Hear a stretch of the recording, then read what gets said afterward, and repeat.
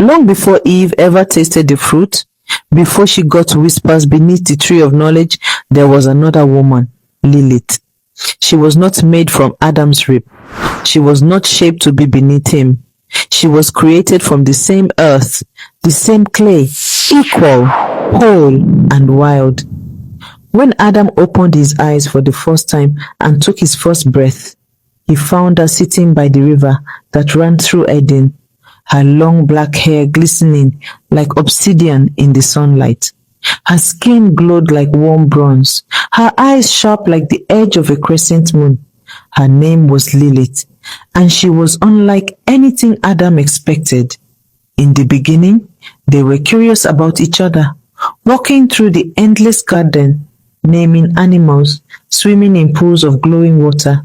They were meant to rule together, to understand the earth, to grow it. But paradise has rules, and Lilith hated rules. One night, Adam tried to assert himself. He claimed he was superior because he was created first. He demanded her obedience, saying, "Lie beneath me. That is your place." Lilith laughed, a laugh so loud that even the trees paused, a laugh that made the birds stop mid-flight. "I was made like you," she said, her voice like honey over thunder. "From the same dust, I bow to no man." When he tried to force her, Lilith fled into the dark. She ran to the edge of Eden and screamed the sacred name of God, a name so ancient and powerful it ripped open the sky.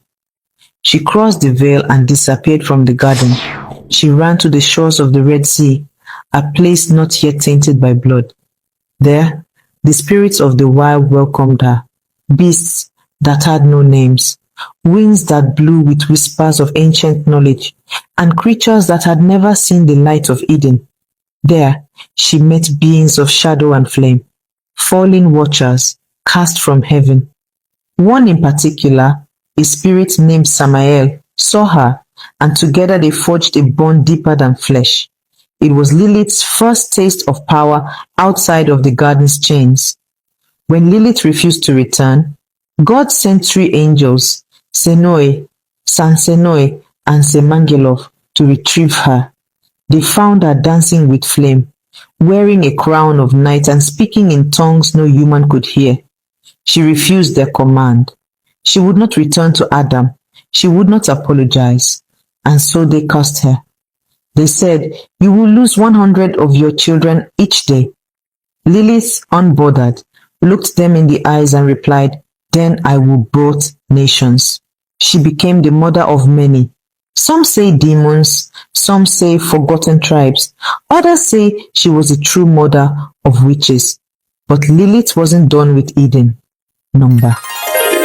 She returned, and when she found Eve, Adam's new companion, made from his rib, Lilith whispered truths to her. Truths about the fruit, about freedom, about power. "Why must you obey?" she whispered. "Why must you be less when you were made from his body and not the earth?" She tempted Eve not with rebellion, but with knowledge.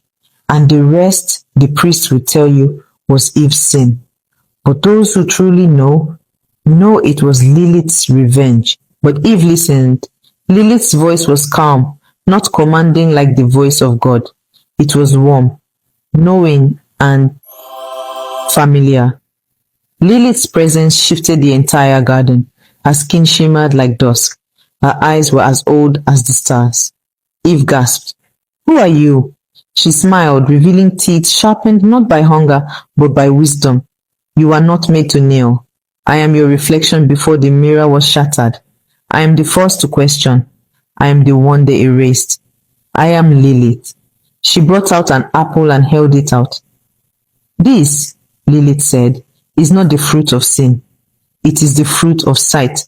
They call it forbidden because if you eat it, you will see the world, not as they tell it, but as it is." Eve's hands trembled as she took it. "But they said many things. They also said I was a serpent and a demon for saying no. They fear women who ask questions." Eve raised the apple to her lips. She bit. Suddenly the sky cracked open like glass. The ground hummed with energy. Eve's eyes widened as if she could now see every atom of creation, the roots beneath the garden, the emotions inside animals, the rage inside Adam, and the chains wrapped softly around her own ribs. She laughed, a rich, startled laugh. I see it, she whispered. I see it all. Thank you, Lilith. Then she broke the remaining half and took it to Adam. He hesitated, but Eve, glowing with insight, placed it in his hand. Trust me, she said, there is more than what we've been told. He ate, and in that moment, they knew they were naked, but not just physically, spiritually exposed, vulnerable, separate from the lie of innocence. As soon as the fruit was swallowed, the wind screamed through Eden, the rivers boiled, the animals scattered. A great tremor cracked the ground, and from the north rose the flaming sword, a spinning blade of light and memory that tore the garden in two. God's voice did not roar. It whispered, "You have seen what you were not meant to. You must leave." Adam wept. Eve stood still. But Lilith smiled. It was never paradise. It was a prison covered in flowers. The three were cast out, Adam and Eve driven eastward. But Lilith, she disappeared into the void, into shadow, into legend. But she was not done. Far beyond Eden, in a cave carved from moonlight, Lilith began a true work. She knew the power of names. That's why they tried to erase hers. Why the priests struck her from the scrolls.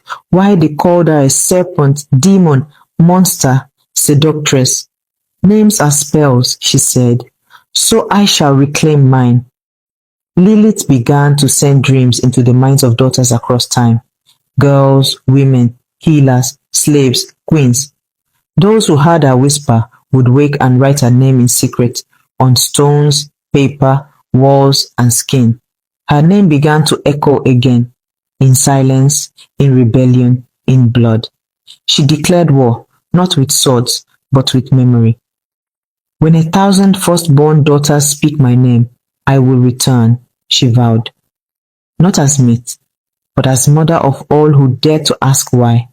After being cast out of Eden, Adam and Eve lived in a world that was raw, wild, and unfamiliar. The ground did not obey them like it had in the garden. Hunger became a daily ache. They built shelters, learned fire, and mourned the loss of paradise. But they were not alone. Lilith's whispers continued to reach Eve in dreams. Though the voice of God was silent, Eve began hearing earth speak, wind respond, and stars blink messages into the sky. She passed this knowing down to her daughters, even as Adam tried to cling to the old order. Years passed. Eve bore many children, but something haunted her. Every time she looked at Adam, she saw a lie behind his smile. One night, she followed him deep into the hills. There, buried beneath a pile of stones, was a scroll wrapped in animal skin. Eve pulled it out and read by moonlight. It was a prayer, but not to God. It was to erase a woman's name. Let her be forgotten. Let no woman remember she once said no. Let her be known as a serpent and a demon if it keeps me king. Eve dropped the scroll. Her heart pounded. Adam had asked God to remove Lilith, to strip her name from memory, to seal the story with shame and silence. Eve now saw him not as a partner, but as the forced silencer. She took the scroll and returned home. But she did not tell him what she found. She wrote Lilith's name in her own blood. One day,